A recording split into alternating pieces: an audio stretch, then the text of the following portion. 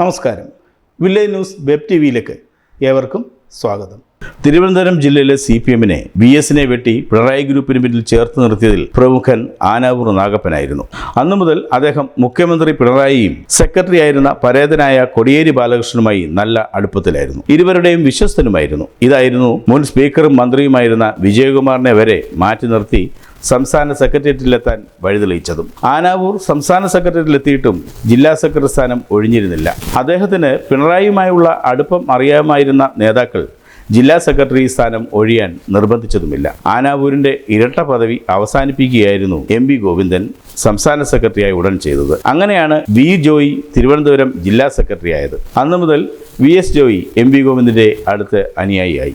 ഇത് ജോയിക്ക് കൂടുതൽ അവസരങ്ങളിലേക്ക് വാതിൽ തുറന്നു. ജില്ലാ സെക്രട്ടറി സ്ഥാനം രാജിവെക്കുകയോ മറ്റാരെങ്കിലും ചാർജ് ഏൽപ്പിക്കാതെയോ പാർലമെന്റ് തെരഞ്ഞെടുപ്പിൽ സ്ഥാനാർത്ഥിയാകാൻ ജോയിയെ സഹായിച്ചത് സംസ്ഥാന സെക്രട്ടറിയുമായുള്ള ബന്ധമായിരുന്നു. അന്നേ ഇതിനെതിരെ മുറുമുറുപ്പ് ഉയർന്നിരുന്നു. വരുന്ന നിയമസഭാ തെരഞ്ഞെടുപ്പിൽ ടേം വ്യവസ്ഥയും ഇരട്ട പദവി വ്യവസ്ഥയും ലംഘിച്ച് മൂന്നാമതും ജോയിയെ സ്ഥാനാർത്ഥിയാക്കിയതിനെതിരെ ഇപ്പോൾ ജില്ലാ നേതാക്കളിൽ പലരും ചോദ്യങ്ങൾ ഉയർത്തിയിരിക്കുന്നു. ജോയി ജില്ലാ സെക്രട്ടറിയായി ഉടൻ തന്നെ ജില്ലയിലെ നേതാക്കളിൽ ചില വിഭാഗീയതകൾ രൂപം കൊണ്ടു. മുൻ മന്ത്രി കടകംപള്ളി സുരേന്ദ്രന്റെയും മന്ത്രി ശിവൻകുട്ടിയുടെയും നേതൃത്വത്തിലായിരുന്നു ചേരികൾ രൂപപ്പെട്ടത്. മുഖ്യമന്ത്രി പ്രിയപ്പെട്ടവരായിരുന്ന കടകംപള്ളി അദ്ദേഹം മുമ്പ് കൈകാര്യം ചെയ്തിരുന്ന ടൂറിസം വകുപ്പുമായി ബന്ധപ്പെട്ട് ചില കാര്യങ്ങളിൽ മന്ത്രി റിയാസുമായി ഇടഞ്ഞപ്പോൾ മുഖ്യമന്ത്രിക്ക് അനഭിമതനായി. ഇതോടെ കടകംപള്ളി സംസ്ഥാന സെക്രട്ടറിയുടെ സംരക്ഷണം തേടി. കടകംപള്ളി സുരേന്ദ്രൻ ചുവടും മാറ്റി ചവിട്ടിയപ്പോൾ മന്ത്രി ശിവൻകുട്ടി റിയാസുമായും മുഖ്യമന്ത്രിയുമായും കൂടുതൽ അടുത്തു. ഇതോടെ ഇരുവരുടെയും നിഴൽ നേതൃത്വത്തിൽ തിരുവനന്തപുരം ജില്ലയിൽ വിഭാഗീയത വീണ്ടും ശക്തമായി. അതിപ്പോൾ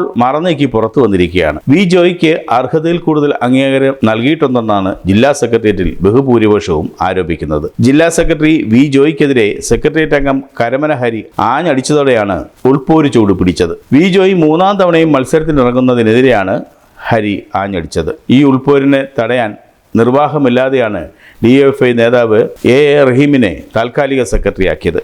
ഇതിനെതിരെയും ഹരി ആഞ്ഞടിച്ചു. V ജോയി തെരഞ്ഞെടുപ്പ് ഗോതയിലേക്ക് പോകുമ്പോൾ എന്തിനാണ് താൽക്കാലിക സെക്രട്ടറിമാരെ വെച്ച് അഡ്ജസ്റ്റ്മെന്റ് നടത്തുന്നതെന്നായിരുന്നു ഹരിയുടെ ചോദ്യം. തിരുവനന്തപുരത്തെ CPM-ൽ നേതൃത്വ ദാരിദ്ര്യം ഉണ്ടായെന്നായിരുന്നു സംസ്ഥാന സെക്രട്ടറി MP ഗോവിന്ദന്റെ അതിനുള്ള മറുപടി. 10 MLA-മാരെയും വീണ്ടും മത്സരിപ്പിക്കേണ്ടി വന്നത് പകരം വയ്ക്കാൻ മികവുള്ളവരില്ലാത്തത് കൊണ്ടാണെന്ന് സംസ്ഥാന സെക്രട്ടറി തുറന്നടിച്ചത് പല നേതാക്കൾക്കും മുഖത്തേറ്റ പ്രഹരമായിരുന്നു. ഇത് പലരെയും ക്ഷുഭിതരാക്കിയിട്ടുണ്ട്. വരാനിരിക്കുന്ന തെരഞ്ഞെടുപ്പിൽ പുതിയ മുഖങ്ങളെ പരീക്ഷിച്ചാൽ വിജയസാധ്യതയെ പ്രതികൂലമായി ബാധിക്കുമെന്ന സംസ്ഥാന നേതൃത്വത്തിന്റെ ആശങ്കയും MP ഗോവിന്ദൻ തുറന്നു പറഞ്ഞതാണ് അറിവ്. A റഹീമിനെ സ്ഥിരം സെക്രട്ടറിയാക്കണമെന്ന ആവശ്യത്തെയും ഗോവിന്ദൻ മാഷ് നിഷ്കരണം തള്ളിക്കളഞ്ഞു. ഇതും പലരെയും ക്ഷുഭിതരാക്കിയിട്ടുണ്ട്. മന്ത്രി റിയാസുമായി അടുത്ത ബന്ധം പുലർത്തുന്ന റഹീമിനെ സെക്രട്ടറിയാക്കാൻ MP ഗോവിന്ദന്റെ പൂർണ്ണ മനസ്സുണ്ടായിരുന്നില്ലെന്ന് പറയപ്പെടുന്നു. ജോയിയെ സെക്രട്ടറി സ്ഥാനത്ത് നിന്ന് മാറ്റാൻ നിർബന്ധിതനായതുകൊണ്ട് മാത്രമാണിത് ചെയ്തതെന്നാണ് അറിവ്. അതാണ് താൽക്കാലിക സെക്രട്ടറിയായി മാത്രം നിലനിർത്തുന്നതെന്നാണ് അറിയാൻ കഴിയുന്നത്. ജോയി